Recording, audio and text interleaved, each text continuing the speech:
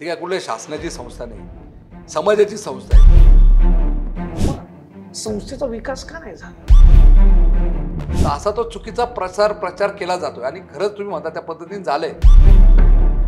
25-30 कोटी रुपये संस्थेचे शिल्लक राहिले, असा देखील आता या ठिकाणी मुद्दा मांडलेला जातो. मुद्दा जो मांडला जातोय तो खरं लोकांसमोर कुठेतरी अर्ध सत्य सांगितलं जातं.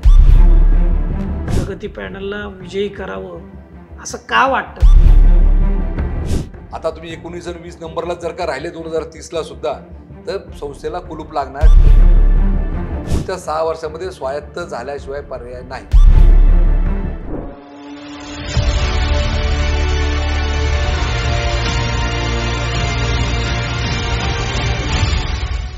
नमस्कार, मी Deepak Darade, for the people न्यूजमध्ये आपल्या सर्वांचं स्वागत आहे. मंडळी, क्रांतीवीर वसंतराव नारायणराव नाईक शिक्षण प्रसारक संस्था जी नाशिक जिल्ह्यामध्ये आहे, त्या संस्थेची पंचवार्षिक निवडणूक आता होते आणि त्यासाठी मतदान होणार आहे. आणि जी प्रचाराची जी यंत्रणा आहे ती अक्षरशः विधानसभा लोकसभेच्या निवडणुकीमध्ये तुम्ही ज्या पद्धतीनं हा सगळा प्रचार बघता त्या धर्तीवरती प्रचार सुरू आहे. आणि इतक्या शिगेला आता हा प्रचार पोहोचला आहे, अंतिम टप्प्यात आहे. त्याच्यामुळं एकमेकांवरती आरोप प्रत्यारोप होताना आपल्याला दिसत आहेत. माझ्यासोबत प्रगती पॅनलचे प्रमुख हेमंत दात्रगत आप्पा, आपलं मनापासून स्वागत आहे. नमस्कार. अंतिम टप्प्यात प्रचार आहे. खूप साऱ्या गावांमध्ये तुम्ही फिरला असाल, सगळ्या मतदारांशी तुम्ही इंटरॅक्शन केलं असेल, तुमची भूमिका मांडली असेल, तुमचं विजन मांडलं असेल. परंतु या सगळ्या प्रवासामध्ये एक गोष्ट तुमच्याही लक्षात आली असेल की तुमच्यावरती ही ॲलिगेशन्स होत आहेत, आरोप होत आहेत. नेमकं म्हणजे आता विकासासाठी तुम्ही विजन मांडताय, तुमची भूमिका मांडताय. 2020ला जे शिक्षण धोरण लागू झालं त्याची अंमलबजावणी कशी करावी लागणार आहे, ती नाही केली तर काय होणार आहे, आणि त्यामुळं कशा पद्धतीनं तुम्हाला पॅनलची आवश्यकता आहे. आणि त्या धर्तीवरती तुम्ही अगदी उच्च शिक्षित, ज्येष्ठ, अनुभवी, वेगवेगळ्या स्तरामध्ये काम केलेले, सामाजिक भूमिका असलेले अशी लोक निवड करून तुमच्या पॅनलमध्ये घेतले. असं असतानाही तुमच्यावरती एक आरोप होतो की आप्पा तर कायम सत्तेमध्ये होते, मग संस्थेचा विकास का नाही झाला, घोडं कुठं आणलं होतं, असे हे सगळ्या प्रतिक्रिया आहेत. तुम्ही या सगळ्या आरोपांकडं कसं बघताय? नाही, ॲक्च्युली एक समजून घेतलं पाहिजे, ही आपली चॅरिटेबल ट्रस्ट आहे, ही स्वमालकीची संस्था नाही आहे. हेमंत दात्रक या एकट्या व्यक्तीची ही संस्था नाही आहे. संस्थेमध्ये 29 जणांचं विश्वस्त मंडळ आहे आणि 29 जण मिळून हे सगळं कारभार बघतात. त्यात सरचिटणीसपद हे महत्त्वाचं आहे, अध्यक्षपद हे महत्त्वाचं आहे. पण सरचिटणीस आणि अध्यक्ष हे एकाच जर का पॅनलचे असले तर बऱ्यापैकी काम करणं सोपं होतं. पण दुर्दैवाने जर का ह्या संस्थेचं तुम्ही जडणघडण बघितलं असते, तर मी 99 पासून काम करतोय. 99ला स्वर्गीय दिघोळे साहेबांचं बोर्ड धरून मी संस्थेत आलो. फक्त पहिली टर्म दिघोळे साहेब आणि कोंडाजीमामा आव्हाड यांच्या नेतृत्वाखाली मी संचालक म्हणून काम केलं. 2004ला आमच्या पॅनलमधलं सरचिटणीस पदाचे उमेदवार PR गीते यांना पराभव स्वीकारावा लागला आणि NM आव्हाड आणि कोंडाजीमामा यांच्या नेतृत्वाखाली मी सहचिटणीस म्हणून काम बघितलं. 2009ला परत मला पराभव स्वीकारावा लागला आणि परत कोंडाजीमामा आणि दिघोळे साहेब यांच्या नेतृत्वात काम चाललं. त्या काळामध्ये मी कोऑर्डिनेटर म्हणून काम बघितलं. 14ला पहिली वेळ अशी आली का त्या वेळे पूर्ण पॅनल आमचा निवडून आला. त्यात कोंडाजी बाबा आणि मी दोघांनी पॅनल केला होता आणि आम्ही निवडून आलो. परत 19ला पूर्ण पॅनलचा पराभव झाला आणि मी आणि तानाजी आप्पा दोघं जण निवडून आलो. हे तुम्हाला मी गेल्या 25 वर्षाचं सांगतोय. म्हणजे दुर्दैवाने संस्थेचा विकास होताना पूर्ण संचालक मंडळ हे एका विचाराचं नव्हतं. तरी पण त्या परिस्थितीमध्ये जेव्हा जेव्हा आपल्याला काम करणं शक्य झालं, मग संचालक म्हणून असेल, सहचिटणीस म्हणून असेल, कोऑर्डिनेटर म्हणून असेल किंवा परत सरचिटणीस म्हणून असेल, त्या काळामध्ये आपण योगदान संस्थेला दिलेलं आहे. त्यातला सगळ्यात महत्त्वाचा टप्पा मला असं वाटतं 2009ला मी जेव्हा पराभव झाला माझा, तरी पण मला साहेबांनी एक समन्वयकाची भूमिका दिली आणि मला संस्थेवरती दिघोळे साहेबांनी दिघोळे साहेब अध्यक्ष म्हणून निवडून आले. मी सरचिटणीस पदाला उभा होतो. मी 17 मतांनी माझा पराभव झाला. तिथे कोंडाजी मामा निवडून आले. पण साहेबांनी मला लगेच दुसऱ्या दिवशी तिथे कोऑर्डिनेटर म्हणून अपॉइंट केलं, एक पोस्ट तयार केली आणि मला काम बघायला त्यांनी संधी दिली. मला सांगायला आनंद वाटेल, त्या काळामध्ये आम्ही इंजिनिअरिंग कॉलेज असेल, पॉलिटेक्निक असेल, हे 2 मोठे प्रकल्प विहंनायक शिक्षण संस्थेचे आम्ही त्यावेळेस सुरू केले आणि फार मोठा निर्णय साहेबांनी त्यावेळेस घेतला. एक मोठं कर्ज 22 कोटीचं आपण उभारलं पंजाब नॅशनल बँकेकडनं, त्या कर्जाला मी जरी संचालक मंडळात नव्हतो तर गॅरंटर म्हणून मी सह्या केलेल्या आहे. त्यामुळे इतकं मोठं धाडस साहेबांनी केलं आणि त्यावेळेस आपण कोर्सेस सुरू करू शकलो. नंतरच्या काळामध्ये 14ला परत संधी मिळाली. 14ला अनेक कोर्सेस आपण फार्मसी सुरू केलं, डी फार्म सुरू केलं. म्हणजे जेव्हा जेव्हा आपल्याला सत्तेमध्ये काम करता आलं त्यावेळेस नवीन नवीन कोर्सेस आपण सुरू केलेले आहे. मॅनेजमेंट इन्स्टिट्यूट आपण सुरू केली, म्हणजे BBA असेल, BCA असेल, BSc कम्प्युटर असेल, ते त्या काळामध्ये आपल्याला सुरू करता आलं. म्हणजे 14 ते 19च्या काळामध्ये 14 ते 19च्या काळामध्ये आपले 11 ज्युनियर कॉलेजेस सुरू झाले. त्यामुळे ते योगदान दिलेलं आहे आपण. पण आता जी व्हिजन मी मांडली समाजापुढे, पण त्याच्या पुढे जाण्याच्या अगोदर मला थोडंसं विचारायचं आहे की संचालक मंडळामध्ये, म्हणजे ही जी तुमची 29 लोकांचं संचालक मंडळ आहे, याच्यामध्ये जर सगळे लोक तुमच्या मताची नसतील तर नेमकी अडचण काय? अडचण काय ते माहिती आहे का?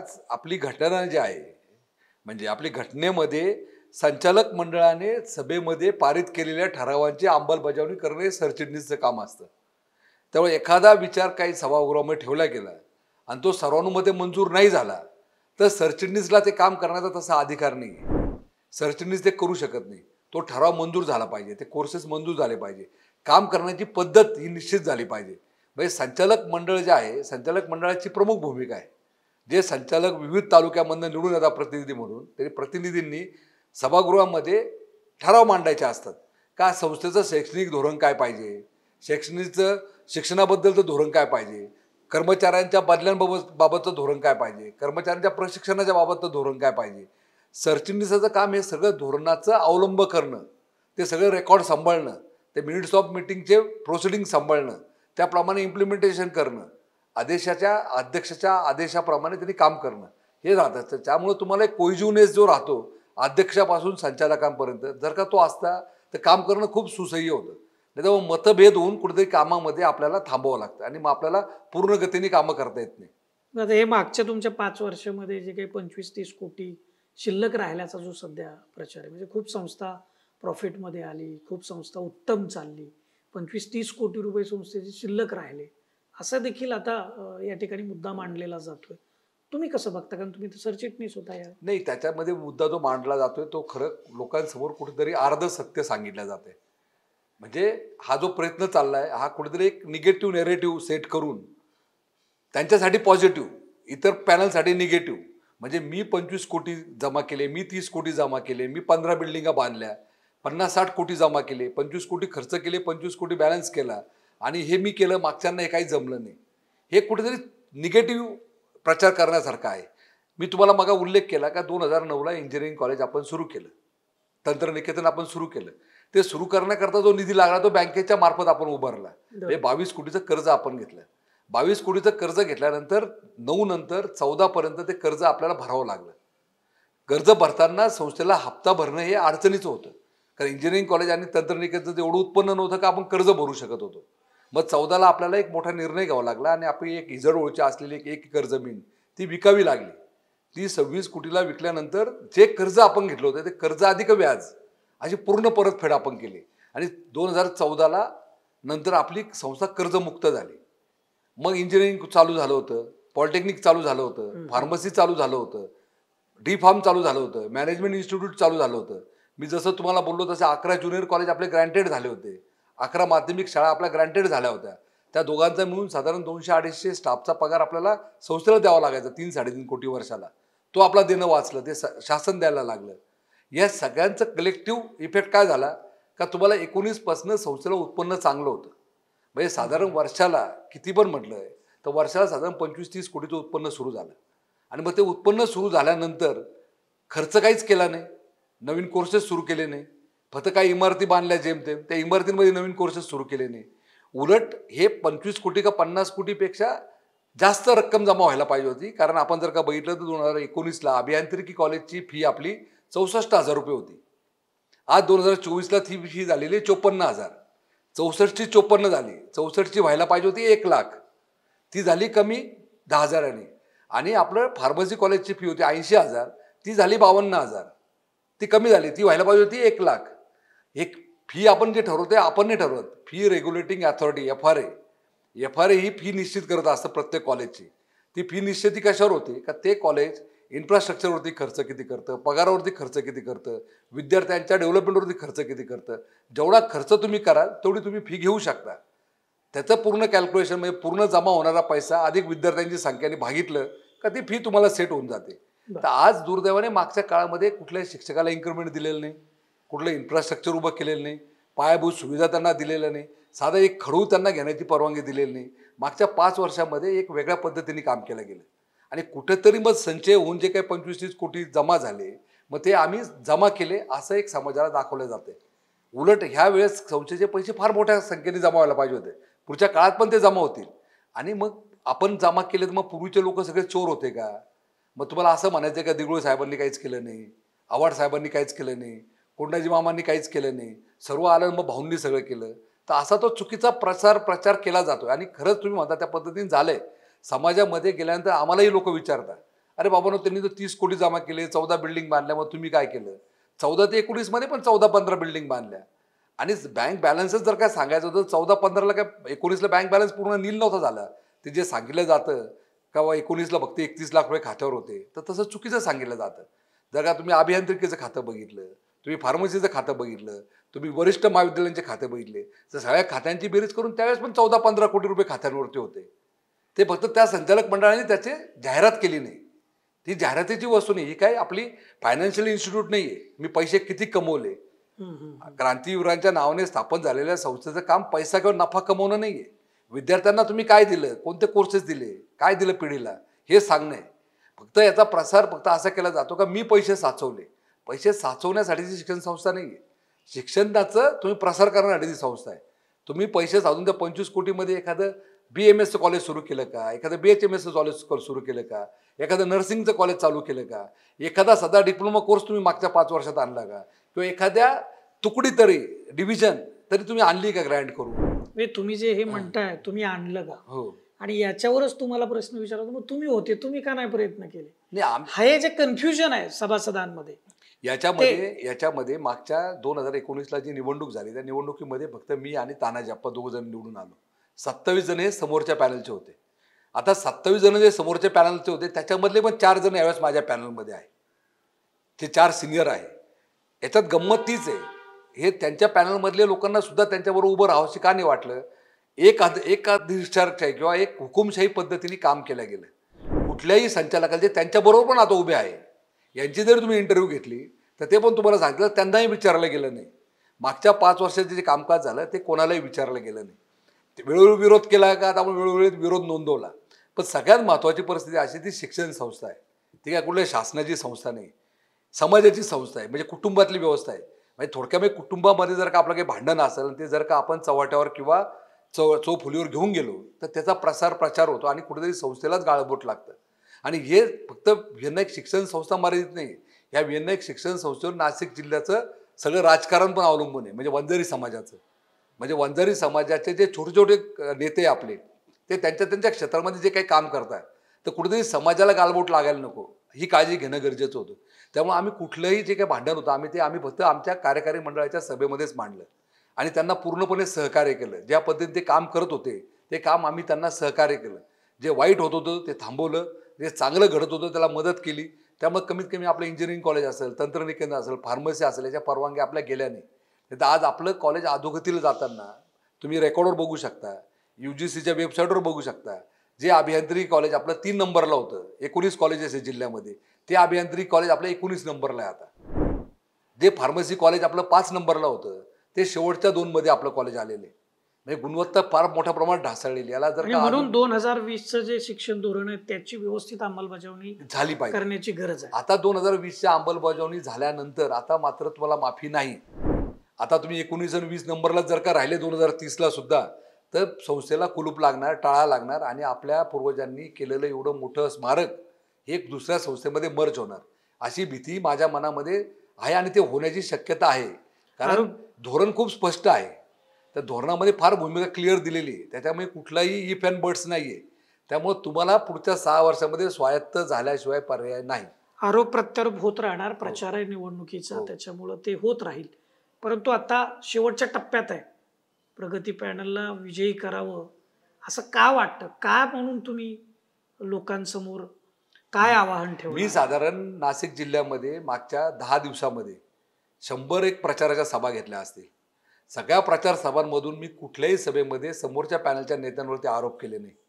स्पष्टपणे भूमिका मांडली. आपलं संकल्पपत्र त्यांच्यापर्यंत पोहोचवलं. संकल्पपत्रामध्ये मी प्रमुख जे मुद्दे मी दिले होते त्याच्यामध्ये मी मुलींच्या वसतिगृहाबाबत बोललेलो आहे.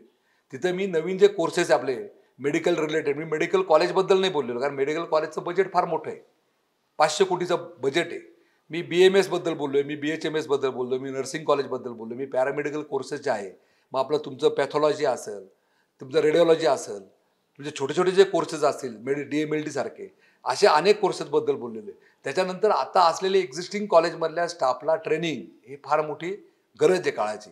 असलेल्या माध्यमिक शाळांच्या शिक्षकांना ट्रेनिंग, प्राथमिक शाळेच्या शिक्षकांना ट्रेनिंग, प्रशिक्षण देऊन आपल्या विद्यार्थ्यांना स्पर्धेमध्ये उतरवण्याकरता स्किलफुल एज्युकेशन, जे नरेंद्र मोदींनी स्किल डिपार्टमेंट, जे मंत्रालय, स्किल इंडियामध्ये स्किल मंत्रालय जे उभं केलेले, त्याच्यामध्ये प्राथमिक पासून शेवटच्या ग्रॅज्युएशनपर्यंत स्किल तुम्हाला देणं हे गरजेचं आहे. कारण आता ग्रॅज्युएट जे बाहेर पडताय ते सुशिक्षित बेरोजगार करण्यासाठी नाही आहे. आणि मी माझ्या सगळ्या भाषणांमध्ये सांगितलेलं आहे. चंद्रकांत दादा पाटील मागच्या 2 महिन्यापूर्वी संस्था चालकांच्या बैठकीमध्ये त्यांनी सांगितलं का जर्मन एक गव्हर्नमेंटनी आपल्या सरकारबरोबर 5 लाख तरुणांचा करार केलेला आहे. त्यांना 5 लाख तरुण पाहिजे. त्यांच्या देशाची ॲव्हरेज एज हे 65च्या पुढे गेलेले आहे. तरुणांची संख्या कमी झालेली आहे. तेव्हा तरुण त्यांना पाहिजे. तो तरुण कसा पाहिजे? तो स्किलफुल पाहिजे, त्याला जर्मन लँग्वेज बोलता आली पाहिजे. तर त्या स्पर्धेमध्ये मग आपल्या वंजारी समाजाचे मुलं मुली जाऊ शकत नाही का? हा विचार खरं होणं गरजेचं आहे. जपानची रिक्वायरमेंट आहे, जॅपनीज लँग्वेज शिकून आपल्या मुलं मुली जाऊ शकत नाही का? तर मग आता पुढच्या पिढीला तुम्हाला सुशिक्षित करण्याकरता, स्वतःच्या पायावर उभं करण्याकरता आज आपण बघतो इतर जे समाज आहे त्या समाज मोठ्या प्रमाणामध्ये संघटना काम करत आहे. आता जितो सारखी संघटना काम करते, त्यांनी मोठं काम त्यांचं उभं केलेलं आहे. नुसतं शिक्षण विभागामध्ये ते एवढं काम करताय का त्यांचं पुढच्या 25 वर्षातलं ध्येय असं आहे का 5 IAS अधिकाऱ्यांमागे एक जैन समाजाचा अधिकारी राहणार आहे. मग वंजारी समाज जो आपला जातीने मागासलेला आहे त्याचं ध्येय आपण काय ठेवतो?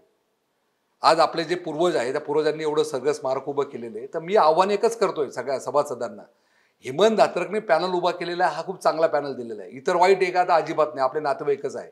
पण मात्र आता नातं गोतं बघण्याची वेळ नाही आहे.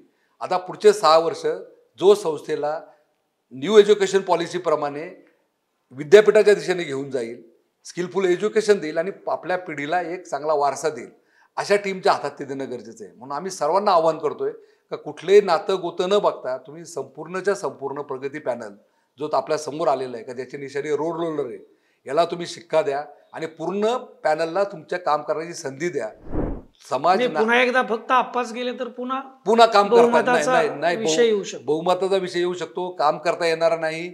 आणि जे काही रिझल्ट मग आता लोक विचारताय बाबा तू जाऊन करतो काय, तर ते काही सांगता येणार नाही.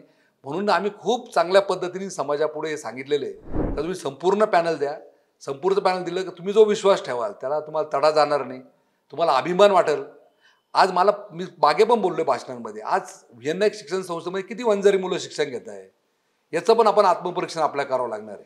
आज आमच्याकडे जे फोन येतात, आम्हाला KK वाघला ॲडमिशन पाहिजे, आम्हाला मराठा विद्याप्रसारकला ॲडमिशन पाहिजे, आम्हाला गोखलेला ॲडमिशन पाहिजे, आम्हाला भुजबळ नॉलेज सिटीला ॲडमिशन पाहिजे, आम्हाला असे फोन नाही तर मला VNXच्या कॉलेजमध्ये ॲडमिशन पाहिजे.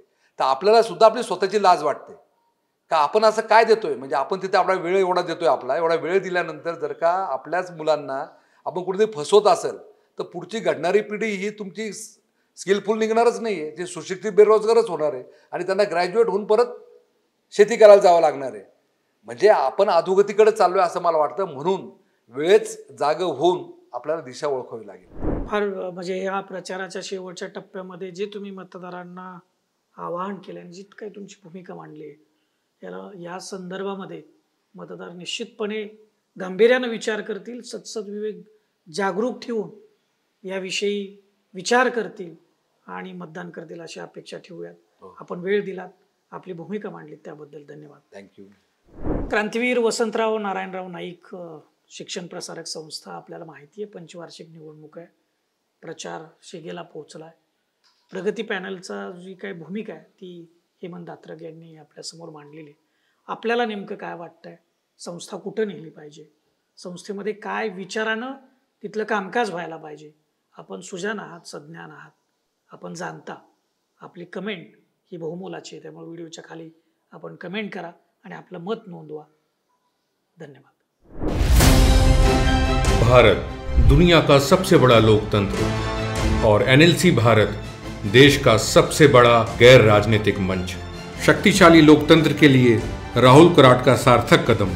मुंबई में हुआ ऐतिहासिक प्रथम राष्ट्रीय विधायक सम्मेलन.